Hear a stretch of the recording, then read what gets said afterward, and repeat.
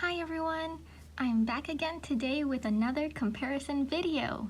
And today we're going to be looking at Nickel Azo Yellow PY150. So I have 4 brands for you here today. Daniel Smith, Winsor and Newton, which is called Transparent Yellow, Da Vinci, Da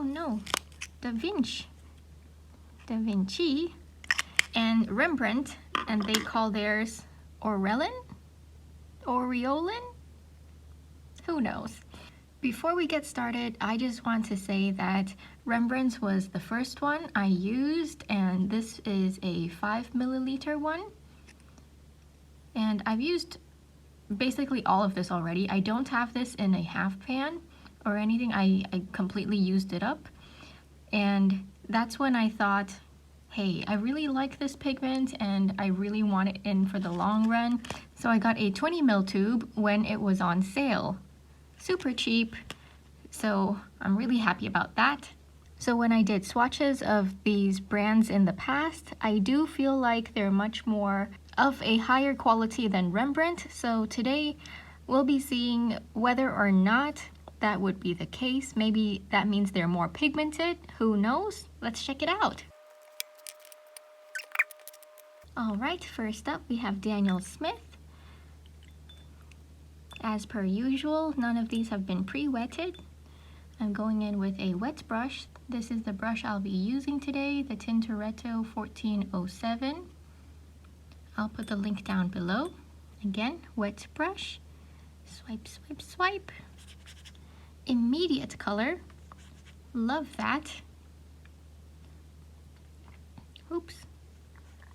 Oh wow, beautiful, beautiful.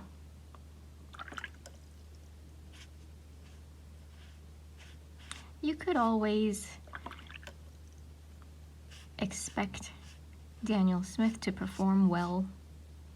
Lovely. Let's see if I could pack on some more pigment to see if it can get any darker in mass tone. It can. See if I can add some more. Definitely. Okay, next up we have Winsor and Newton Transparent Yellow.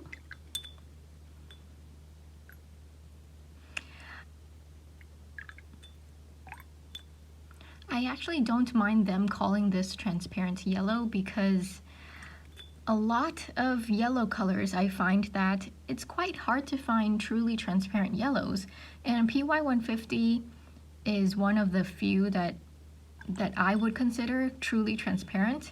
Everything else is like semi-transparent.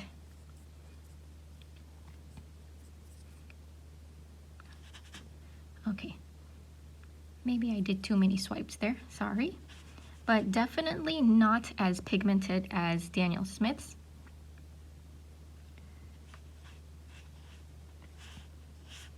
Yeah, definitely not as pigmented.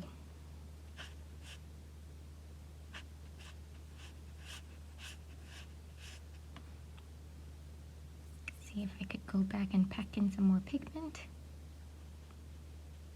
I can, but again, not as pigmented as Daniel Smith.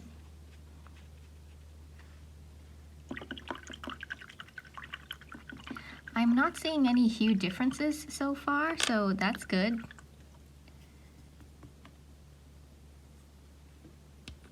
Next up, we have Da Vinci. Swipe, swipe.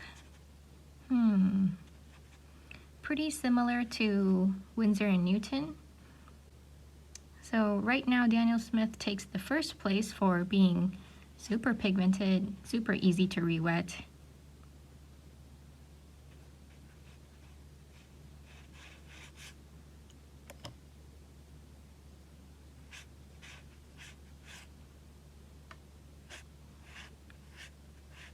Does anyone feel like me that they want Da Vinci to be sold on Jackson's?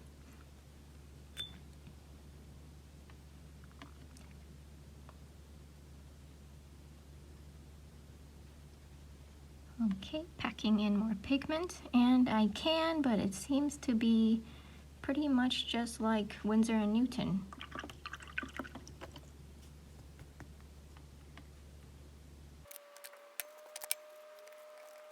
Up next we have Rembrandt, and this is a pan that I squeezed some out of the tube.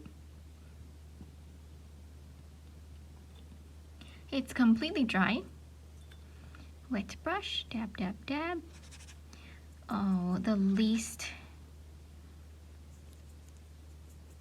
oh, that's horrible. That's the least pigmented of them all. But you still get a nickel azo yellow, and that's more than I could ask for. Can I pack in some more pigment? Not really. And I guess that's the difference between the prices.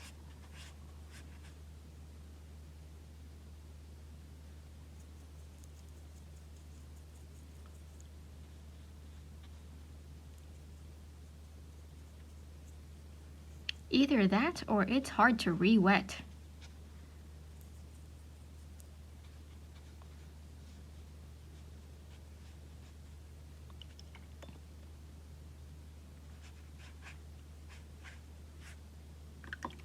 Okay.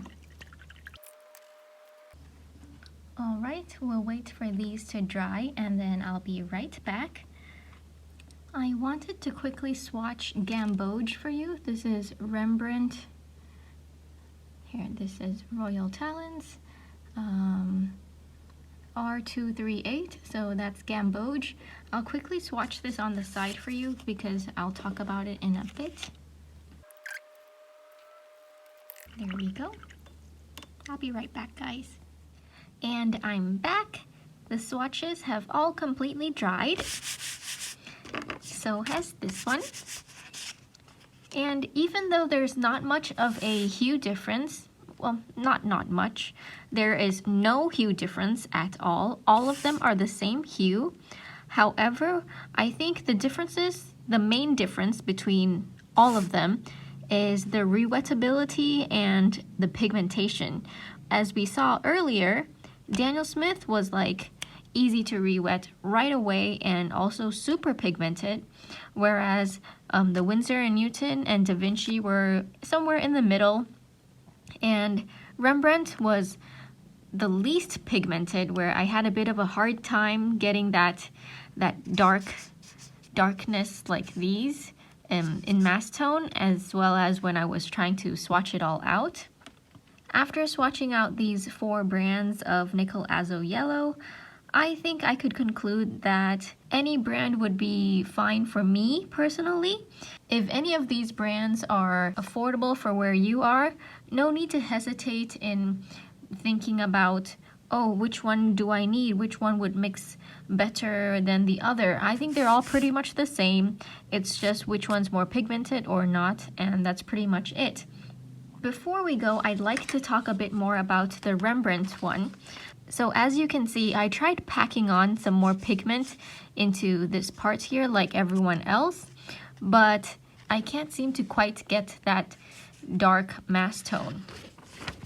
However, this is the Rembrandt color chart, and so here we have the Orelin.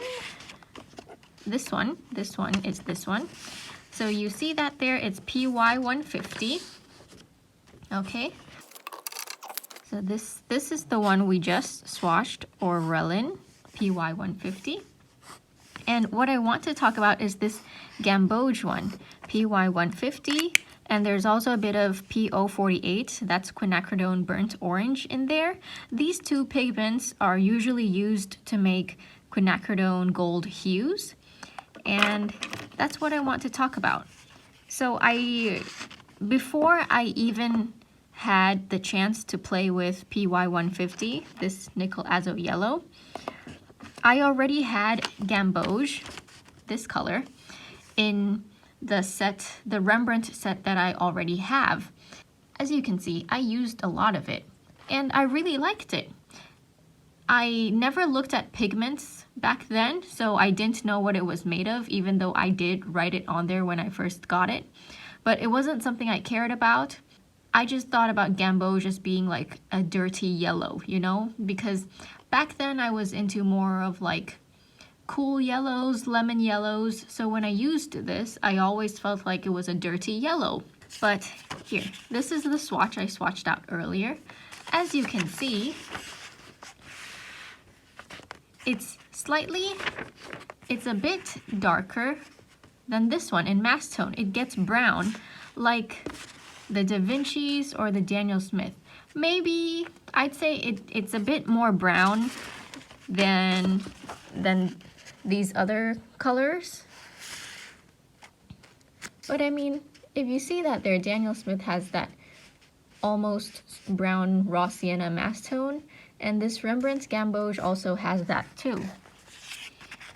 So what I want to point out is that if any of you use Rembrandt, this Orwellin PY150 Nickel Azo Yellow, it's a Series 3, so it might be more expensive than the Series 2 Gamboge. If you find Gamboge on sale or something, I use this quite interchangeably with this. It really doesn't matter which one I use. While I paint in application, it's pretty much the same for me because when it's watered down like this, it's basically only the Nickel Azo Yellow showing through anyways. And that's all I wanted to say about that. It's definitely one of the colors that I really like. I'm thinking I might do a quinacridone gold hue comparison. Do let me know if you'd be interested in that. That's it for today. I think my voice is going now. I've been recording so much today. Alright, thank you for watching, guys. Don't forget to drink lots of water and stay hydrated.